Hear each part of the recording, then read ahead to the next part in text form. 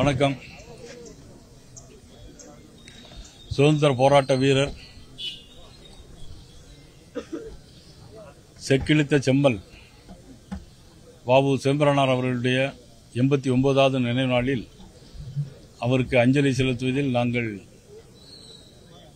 உண்மையிலே பெருமைப்படுகிறோம்.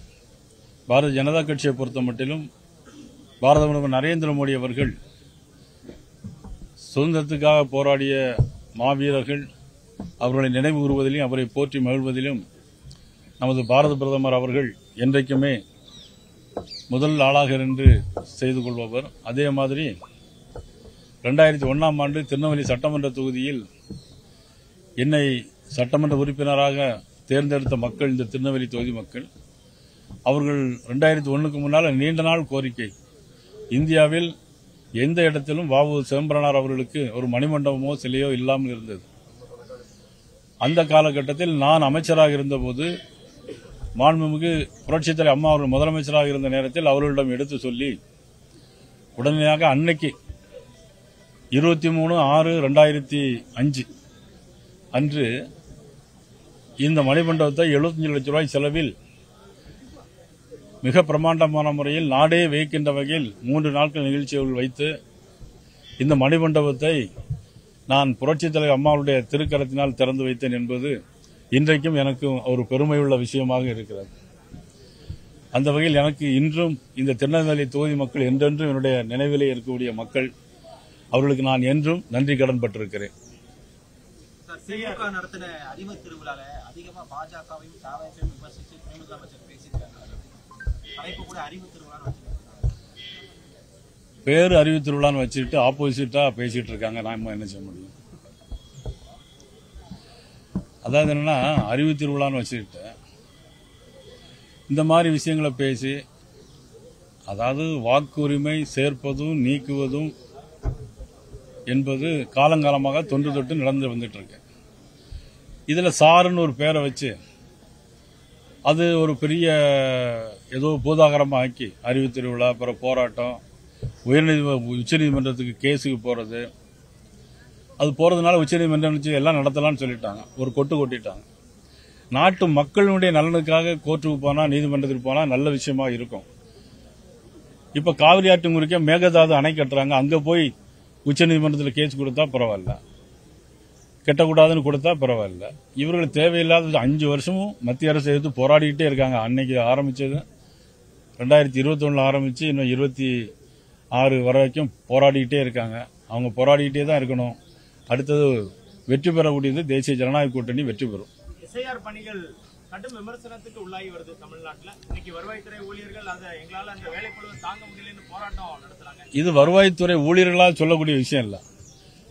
அவர்கள் திமுக அரசாங்கம் தூண்டிவிட்டு வேலை பார்க்குது. வருவாய்த்துறை ஊழியர்களும் தலைமைச் செயலர் ஊழியர்களும் இன்னைக்கு பயங்கரமான கோபத்தில் இருக்கிறாங்க. உள்ளிருப்பு போராட்டம் வேற நடத்துறாங்க. ஆனா இந்த நேரத்தில் அவங்கள தூண்டிவிட்டு மிரட்டி பண்ணியிருக்காங்க. துப்புரவு தொழிலாளரை என்ன பண்ணாங்க? துப்புரவு தொழிலாளரை அவங்க என்ன கேட்டாங்க? அவங்க நிரந்தரமாக்கணும், ஊதிய உயர்வுன்னு கேட்டாங்க. எத்தனை நாள் தெருவா இழுத்து போட்டு அடிச்சு ஒரு இடத்துல உண்ணாவிரதம் இருந்ததை எடுத்து இன்னொரு இடத்துக்கு மாற்றி அதுக்கும் கோர்ட்டுக்கு போய் கடைசியில் இப்போ அவங்களுக்கு அடிச்சு முடிச்சுட்டு இப்போ சோறு கொடுக்காங்க. காலையில் சோறு தான் சோறு கொடுத்தா போருமா? அவங்களுக்கு நிரந்தரமான சோறு கிடைக்கிறது வழி வைக்க வேண்டாமா?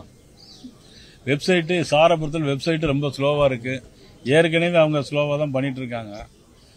பீகாரில் இன்னைக்கு 243க்கு 202 இடத்துல ஜெயிச்சிருக்கோம். 238 இடத்துல டெபாசிட் போயிட்டாங்க. முதலமைச்சர் வேட்பாளர் தேஜஸ்வி யாதவ் கூட தப்பிச்சம்பளச்சம் ஜெயிச்சிருக்காரு. இன்னொருத்தர் புதுசா இவங்க திமுக ரூலிங் பார்ட்டி வச்சுட்டு போனவர் அங்க 2% ஓட்டு வாங்கியிருக்காரு. பிரசாந்த் கிஷோர் 2% ஓட்டு வாங்கி. இதே மாதிரி தான் நிலைமை தமிழ்நாட்டில் வரும்.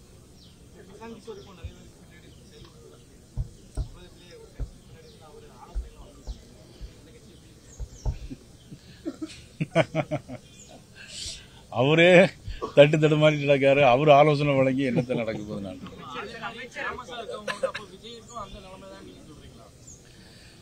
நான் அப்படி சொல்லவே இல்லை. நான் பிரசாந்த் கிஷோர் சொன்னேன்.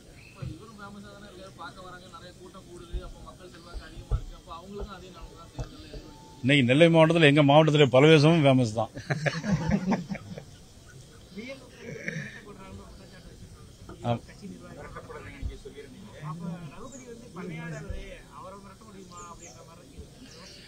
இல்ல, மதிப்புக்குரிய அண்ணன் ரகுபதி அவர்களை பொறுத்த மட்டும் சொன்னதுக்கு என்னன்னா, நான் என்ன சொன்னேன் அப்படின்னாக்கி பிஎல்ஓ வந்து எல்லா அதிகாரிகளும் வந்து அரசாங்கம் மிரட்டுகிறாரு தான் சொன்னேன்.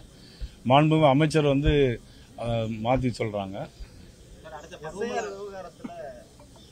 பிஜேபியும் தமிழக வெற்றி கழக விஜயும் பேசி வைத்துக் கொண்டு செயல்படுறாங்க. நீங்க அந்த ஆர்ப்பாட்டத்தை நடத்துறது பேசி வைத்துக் கொண்டு செஞ்சிருக்கிறாங்க அப்படின்னு சபாநாயகர் வந்து ஒரு குற்றச்சாட்டு. உங்க பக்கம் வந்துருவாரு அவரு அப்படின்னு பாஜக பக்கம் வந்துருவாரு. அது அவங்களுடைய விருப்பமா இருக்கும். ஆர்எஸ்எஸ் சித்தாந்தத்தோட தான் விஜய் செயல்படுறாரு. அதை மனசுல வச்சுதான் போராட்டம். எஸ்ஐஆர் இருக்கிறது இருந்தா கூட அதுக்கு எதிராக தமிழக அரசை எடுத்து ஒரு கோஷம் கொடுக்காத எஸ்ஐஆர் எடுத்து கோஷம் கொடுக்குறாரு. அந்த பக்கம் தான் இருக்காரு. பேசி செய்தாங்கன்னு சபாநாயகர் சரி, அவருடைய விருப்பம் நிறைவேறட்டும். எப்படி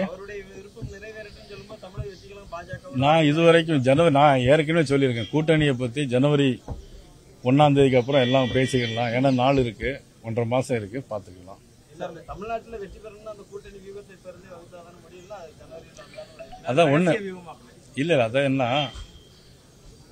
ஒரு விஷயத்தை நீங்க புரிஞ்சுக்கணும். கூட்டணி மட்டும் ஆட்சி அமைக்குங்கிறது பல நேரங்களில் இல்லாம ஆயிடும். உதாரணம் நான் பகிரங்கமாவே சொல்றேன்.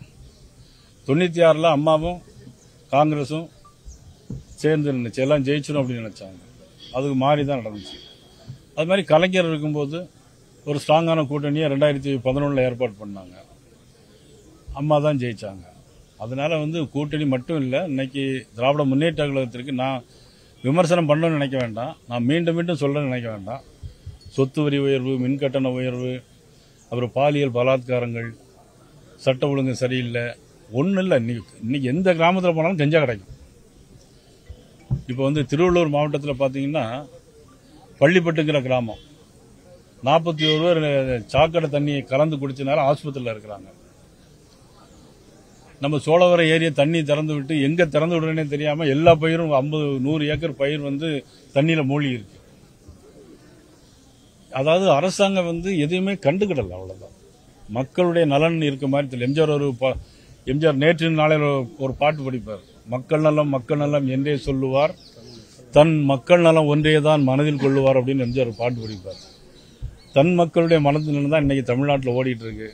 அடுத்த துணை முதலமைச்சர் மதிப்புக்குரிய உதயநிதி ஸ்டாலின் அவர்களை முதலமைச்சராக்குவதற்கு தான் நமது முதலமைச்சர் முயற்சி பண்ணிட்டு இருக்கார். நன்றி, வணக்கம்.